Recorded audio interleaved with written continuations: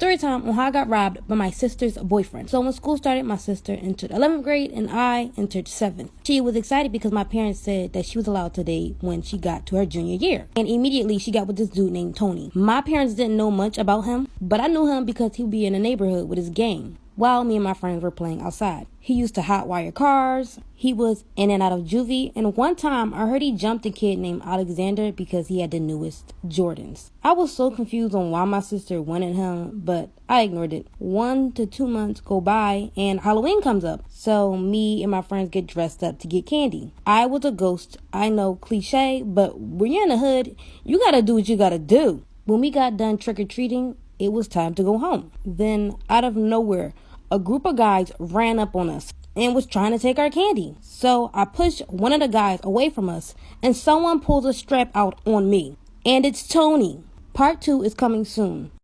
Okay, real quick, before we get into part 2, a lot of you guys in my comments in the last video had asked me what type of palettes was I using. I had to flip the camera so you guys can see better, but this right here is a Midnight Aesthetic palette. And this right here is the Daytime Aesthetic palette. The palette I was using was the Midnight one. And these palettes are by Vanity Cosmetics. You guys also asked me what type of concealer I use. I use Vanity Cosmetics Full Coverage Concealer. This stuff is the best concealer I have ever had in my entire life. So these swatches right here are the swatches of the Midnight Aesthetic. And these swatches right here is from the Daytime Aesthetic. And as y'all know, today is Mother's Day, which is why I'm even doing my makeup right now. It's my Mother's Day look. Use code VCMOM50 for 50% off. The link is in my bio if you want to check it out. Posting part 2 in about 10 minutes. Part 2 of how I got robbed by my sister's boyfriend. Like I said, a group of guys were after us and tried to take our Halloween candy. When I pushed one of the guys away, someone pulls a strap out on me. And it's Tony. I was so scared at that moment, I literally peed my pants. I really thought that was my last day. Then he snatches the blanket off of me and was like, "Oh, so you must think you tough." And I said, "No." And he says, "Tell your boys to share. That's all we want." When we gave them our candy, they ran off with it. And me and my friends were so upset because it took us 4 hours to collect all of that candy. When I finally get back home, my sister sees me and asks, "Where's your candy and why's your pants wet?" So I tried to explain to her what happened. Then out of nowhere, Tony pops up and walks into our living room. I look at him in shock because this man literally held a gun to my head and now he's in my house. He walks up to me and says, "Here, you can have my candy." And it's literally the same candy he stole from me earlier.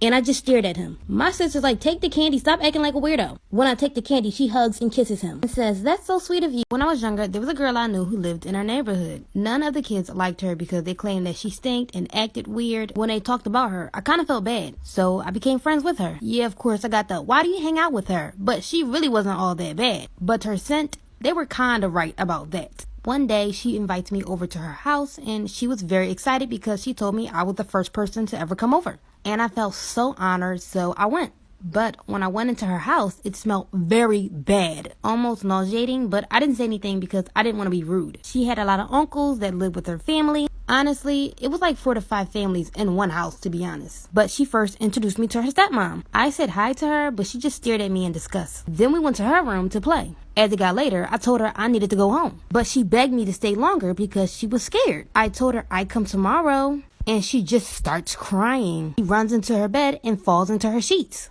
which lifted her skirt. There were bruises all over her thighs. Let me know if y'all want a part 2. Part 2 about the girl I know who lived in my neighborhood. So it's late and it's time for me to go home. She said she was scared and starts crying. Then she runs into her bed and flops into her sheets. Her skirt lifted and there were bruises all around her thighs. I ask her, "What happened?" She looks down and quickly pulls her skirt over her bruises. I ask, "Did someone do that to you?" And she says she can't tell me. I ask why. She responds, "If I do, they're going to hurt me." So I ran downstairs to her stepmom and told her what I saw. She sits and laughs in my face. I was so confused and asked her, "Are you going to help her?" And she tells me that little hoe can help herself and that I actually should be going home. So I went into the living room where her uncles were and told them. One of them had said, "That's why that girl don't need to be bringing random folks into the house," and runs upstairs to her room. One of the other uncles asks, "You want to get popped?" I shook my head in fear and said no. And he yells at me, telling me to go home. From there, I ran home and never came back. And after that day, she never came back outside. It's been 7 years. To this day, I wonder what happened to her. This story time is from a follower, and he really needs advice. By the way, we're calling him Jason, and he's 17. So Jason has been with his girlfriend for about a year and a half. The whole relationship was great, and they never had any serious problems until recently.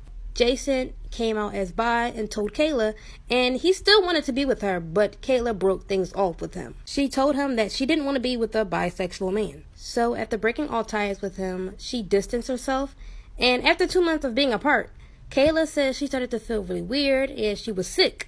Come to find out, she was pregnant. But Kayla doesn't want the baby and wants to get an abortion because she doesn't want nothing to do with Jason. But Jason, on the other hand, really wants the baby. He said he knows he's young, but he's prepared. Jason feels really conflicted. He loves Kayla and wants her to do what's best for her, but he said he'll take care of the baby himself and be a single dad if he could. But guys, please give him some advice down below in the comments. Once there was a girl named Jenny. She was like all the other girls except for one thing. She always wore a green ribbon around her neck. There was a boy named Alfred in her class. Alfred liked Jenny, and Jenny liked Alfred. One day he asked her, "Why do you wear that ribbon all the time?" "I cannot tell you," said Jenny. But Alfred kept asking, "Why do you wear it?" And Jenny would say, "It's not important." Jenny and Alfred grew up and fell in love. One day they got married. After their wedding, Alfred said, "Now that we're married, you must tell me why you have that green ribbon." "You must wait," said Jenny. "I will tell you when the right time comes." Years passed. Alfred and Jenny grew old. One day, Jenny became very sick. The doctor told her that she was dying. Jenny called Alfred to her side and said, "Now I can tell you about the green ribbon." She told him to untie it so he could see why. And Jenny's head fell off. The students at the school for nursing got along quite well, except for Alice. The problem with Alice was that she was just too perfect. Well, at least that's what it seemed like to the other students. She was always friendly, always cheerful. Her assignments were always on time and just perfect. Many of the students resented Alice. They would have liked to see her fail or cry or get scared sometimes, just to show she had weaknesses just like them. One night, many of the students tried to frighten Alice as a practical joke. They borrowed the hand of a corpse they had been studying in anatomy and tied it to the light cord in her closet. And when she tried to turn her light on, she would find herself holding a dead man's hand. That would scare anyone, one of them said. Afterwards, they went to the movie theaters. When they got back, Alice was asleep. But when they didn't see her the next morning, they decided to find out what happened. They looked everywhere for Alice, and when they found her in the closet on her floor. She was sitting there staring at the hand and mumbling. Well, the joke worked, but nobody was laughing. I'm sitting here, crying in my progress. When I was 6 years old, my family moved to Virginia because my dad had a new job opportunity. We moved to this really old house that every step that you took, you'd hear the floorboards cracking. During the summer, I met this girl named Lucy. She knocked on my door one day and asked if I wanted to play, so for weeks, me and Lucy grew closer. We'd play hopscotch, jump rope, hand games, and hide and seek. One day, we were getting ready to play hopscotch, and my mom came outside telling me to come in and eat dinner. I asked my mom if Lucy could come too. My mom had asked, "Who's Lucy?" I looked back at Lucy and I said, "She's right here." My mom replied, "Right where?" When I turned back around, Lucy disappears. I called out for Lucy, but my mom yells out, "There isn't anyone out there. Get your butt in the house. It's time to come eat." It gets a little bit paranormal after this incident, but come back for part 2 if you want to know why Lucy disappeared. This is part 2 of why my friend Lucy disappeared. A week later after the incident happened, I saw Lucy playing outside with a little baby boy.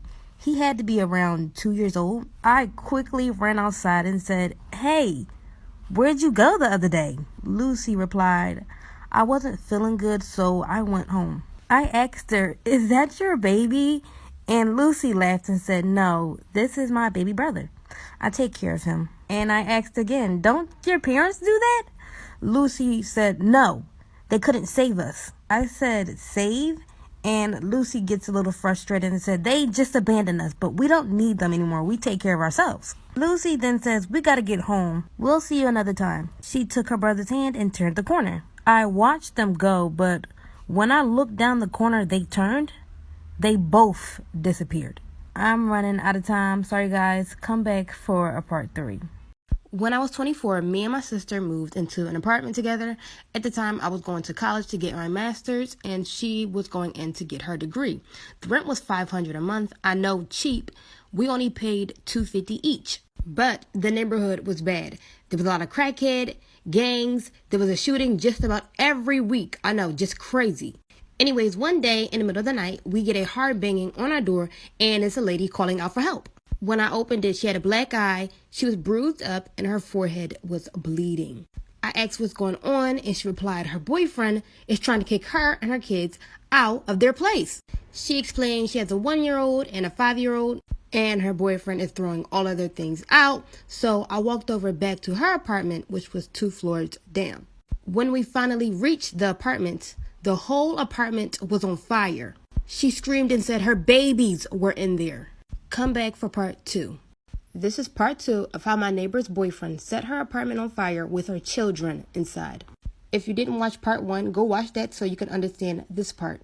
So, like I said, the apartment was on fire and she was screaming about her kids, and she tried to run in and get her kids, but I stopped her because there was no way she and her kids were going to make it out alive. Few seconds later, her boyfriend walks up and says, "Let her go." And she runs over to him and swings on him a couple times and says, "What did you do? Get them out." And he replied, "I told you to leave, right?" She falls to her knees, and at that point, she just stops crying. So I run upstairs calling for help, telling everyone to get out and call the fire department. The fire starts to quickly spread, and everyone is coming out of their apartments. When I went back to the area where the lady was, her boyfriend disappeared, and I picked her up from off the ground. I brung her into the parking lot where everyone else was. After 20 minutes, the fire department finally shows up. Come back for part 3. This is part 3 of how my neighbor's boyfriend set her apartment on fire with her children inside. So, like I said, the fire department finally shows up after 20 minutes. I told them there were kids inside, and they went up to find them. They put the fire out. Right after, a firefighter came up to me and said there was no one in there, and I told him no, there were 2 kids. A couple minutes later, a few detectives and cops came up to me and asked me a few questions about the scene, asking things like if I know who started it and about my neighbors. A couple minutes later, there was an old man, which I found out was one of my neighbors. He came from the side of the apartment complex screaming that there was a little boy on his back, lying on the ground, saying that he couldn't move. So quickly, the detectives go over to where my neighbor said the boy was. I'm running out of time. Part 4 will be up soon.